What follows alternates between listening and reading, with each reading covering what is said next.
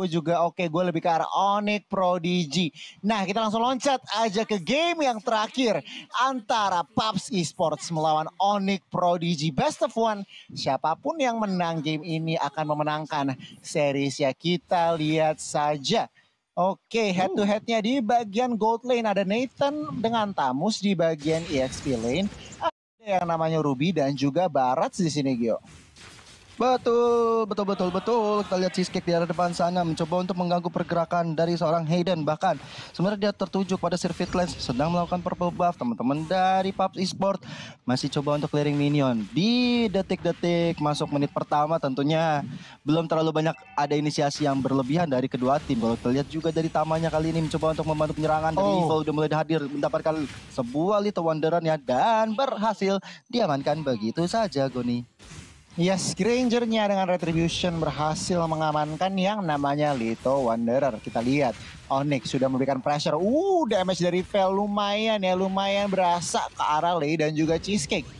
Dan kita lihat nih keduanya. Gue pengen lihat pressure dari Onyx akankah ada. Oke, dua member di bagian atas Tamus dan juga Granger akankah di-commit ke arah Nathan. Tapi tampaknya di bagian River di sini Lei-nya menjadi target sedikit hanya untuk yang namanya lempar-lempar skill aja. Belum ada komitmen gitu loh. Belum ada yang mau buka team fight gitu, Gio. 1,5 menit.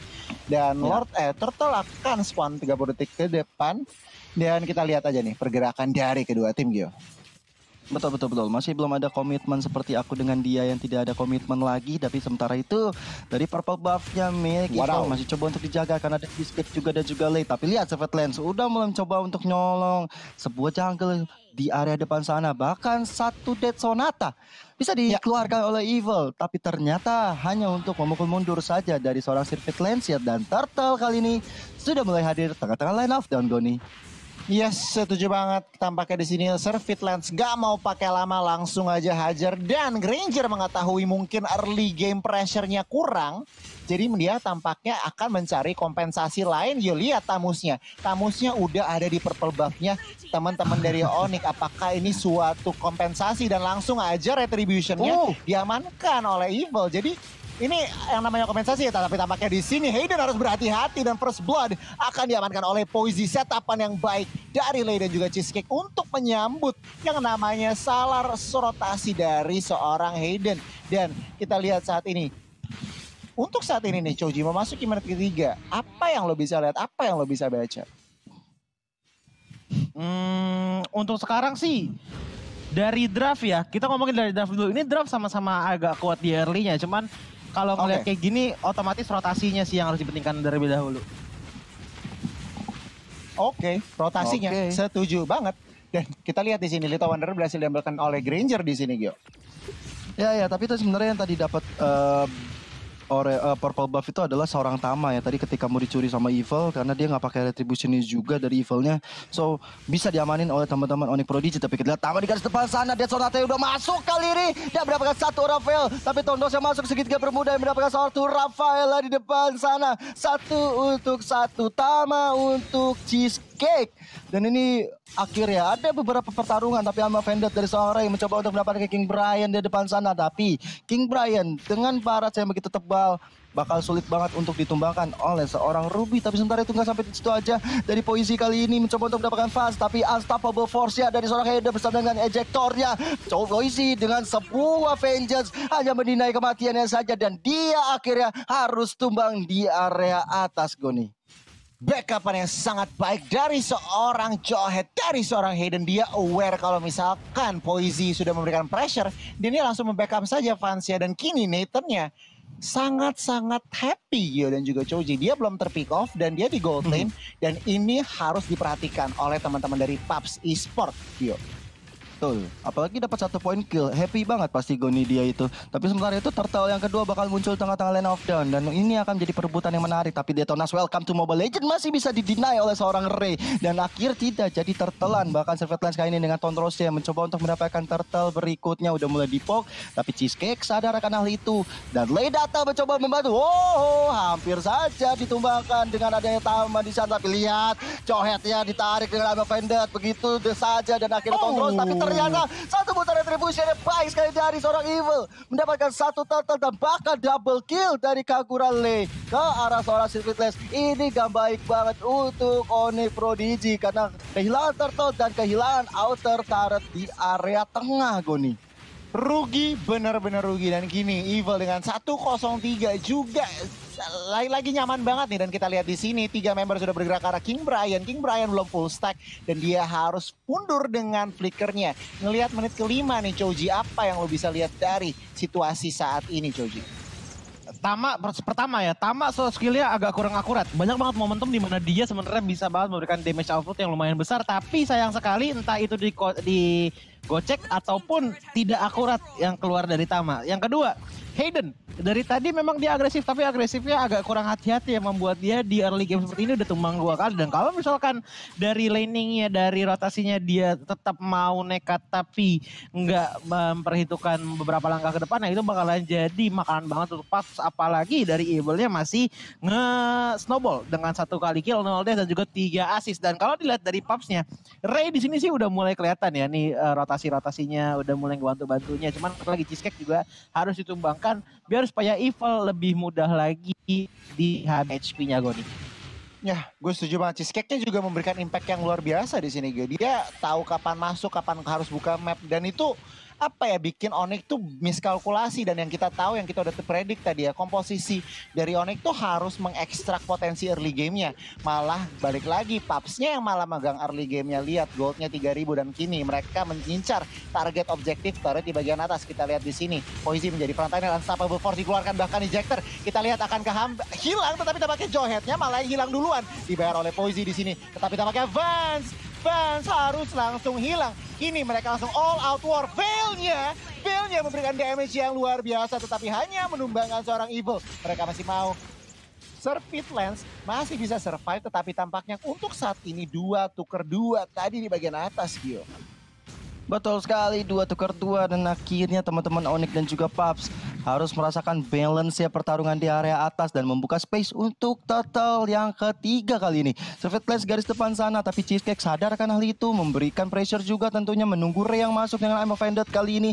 Tondro sudah di pop up hanya untuk mencicil-cicil dari turtle-nya, tapi sebuah konsil dari seorang Hayden kali ini bakal terjadi peperangan dan Dead Sonata udah keluar dari seorang Evil yang baru saja muncul dan tidak ada gangguan yang terlalu signifikan dari teman-teman Pups dan membuat Sirvitless mendapatkan turtle yang ketiga. Dan kali ini teman-teman dari Onyx dan juga Pups mau tidak mau mereka harus mereset lagi, apalagi 3 member dari Pups langsung ambil objektif di area atasnya, Goni. Bener banget, belum ada kompensasi. Oke, dapat turtle, tapi objektif turretnya udah 3 nih yang dia ambil oleh Pups. Sementara Onyx baru dapat 1. Dan ini adalah PR lagi dan lagi. Onyx Esports ruang geraknya makin kecil, makin sempit, makin susah yang namanya buka map. Dan kita lihat di sini Sirvitlance mencoba clearing di bagian bawah dan Choji memasuki menit 9. Apa situasi sekarang? Onyx yang dari draftnya harus bagus di pressure early-nya sepertinya udah mulai di outplay sama Pups ya, yang dimana Ray-nya benar-benar bagus banget rotasinya. Evil juga oke, mungkin udah tumbang sekali, tapi sampai sejauh ini dia masih memegang gold kayaknya. Dari perbedaan network juga lumayan udah kelihatan gitu, berbeda 2000. Dan dari itemnya juga kita lihat nih, ini perbedaannya juga sekitar 1000 ya dengan Lancelotnya Sirvitless, yang dimana di early-nya aja udah item damage semua gitu, Goni. Oke, King Brian menjadi korban satu-satunya di bagian bawah. 4 member, damage-nya terlalu luar biasa. 4 member berdiri saat Onyx, tetapi tampaknya di sini Pups harus mencoba untuk mencari yang namanya perang lagi, dan Veil-nya menjadi target. Wow. There you go, Rhapsody-nya mensecure kill ke arah Veil, dan tampaknya di sini Onyx harus berhati-hati. Jika mereka memaksakan war, maka tentunya Pups akan menyambutnya dengan baik. Dan kini objektif di bagian bawah, inner turret-nya Gio harus hilang. Betul sekali, Goni. Kalau kita lihat teman-teman dari Pups langsung objektif ke area bawah, apalagi dapat 2 point kill di area bawah juga. Dan tentunya membuat teman-teman dari Onyx mencoba untuk ambil alih di area midnya. Dia coba memajukan minionnya, tapi Hayden kali ini dengan sebuah konsilnya mencoba untuk maju ke depan bersama dengan Ejector. Tapi tidak semudah itu untuk menangkap Cheesecake, Ray, dan juga Evil. Karena kita tahu, Cheesecake ketika menggunakan Holy Healing-nya, itu kan menambah movement speed. Dan itu bisa dibilang cukup mudah untuk menggocek dari ejector yang dikeluarkan oleh Hayden kali ini Goni. Dan Lord sudah mulai muncul di tengah-tengah lane of down. Kita lihat teman-teman dari PUBG sendiri sudah standby, sudah ngepoke ke arah Lord yang pertama kali ini Goni. Yes, benar banget. Tampaknya mau dilepas begitu saja. Hayden membuka map, memberikan informasi, membuka vision dengan baik. Dan Lord langsung direset saja. PUBG mengambil keputusan yang bijak di situ. Tidak mau memaksakan kehendak. Kita lihat di sini, Surfeit Lens di arah depan masih bisa kabur dengan puncture-nya. Karena diberikan tekanan oleh seorang Tamus dan juga Rafaela. Kedua tim kembali bermain pasif. Kedua tim kembali menunggu yang namanya timing di sini, Gio. Yes. Timing emang begitu penting ya. Karena kalau timingnya tepat, mereka bisa mendapatkan sebuah objektif. Tapi kalau timingnya salah, mereka bisa terpick off. Dan itu memang harus diperhatikan baik-baik karena ada mana. Dan itu gitu. terjadi seperti sekarang. Di tengah-tengah lane of down, kita lihat Cheesecake dan juga Ray. Mereka udah berdua, selalu berdua. Jadi ini combo antara Ray nanti akan melakukan Omega Vendetta dan juga dengan adanya Cheesecake. Kita tahu dengan dia bisa tahu siapa yang ada di dalam rumput, ini bakal repot untuk Hayden bisa nyolong-nyolong pemain-pemain yang ada di belakang Goni. Bener banget. Nah, gue setuju banget. Mungkin dari Choji ingin menambahkan tuh kayak tadi, tuh pengen ngomong tuh kayaknya. Satu pengen lagi sebenarnya. Apa tuh? 3 turret udah dihabisin sama PUBG yang membuat berarti wilayah aman atau safe zone-nya Onyx makin tipis dan makin nundurin seorang Onyx harus makin ke belakang lagi untuk gameplaynya. Oke, kita lihat ejector sudah dikeluarkan ke arah Ray di bawah turret langsung hilang begitu saja. Tetapi damage dari Kagura yang dimention oleh Choji tadi bener banget. Langsung double kill di bawah turret. Dan Hayden, Surfeit Lens harus hilang. Dan ini PUBG langsung menggunakan momentum ini. Langsung ngegerak ke arah yang namanya Lord di sini, Gio. Yos, bener banget ada Poisi kali ini dengan Inferno dan juga Vengeance yang udah dikeluarkan tadi untuk memukul mundur dari Fans dan juga Tama. Tapi itu membuat space yang cukup besar bagi PUBG Esport mengamankan Lord pertama. Di situ Atenasil tadi kita lihat ya, 3 Atenasil berturut-turut dari Ray, Poisi dan juga Cheesecake. Mereka benar-benar respect kepada seorang Tama karena kita tahu damage dari Tama, combo-wombonya itu wah bang. Itu kayak kena angin pentil muter bang, puting beliung bang. Oke, sekarang kita ngintip itemnya nih Choji ya. Tadi Athena Shield. Iya.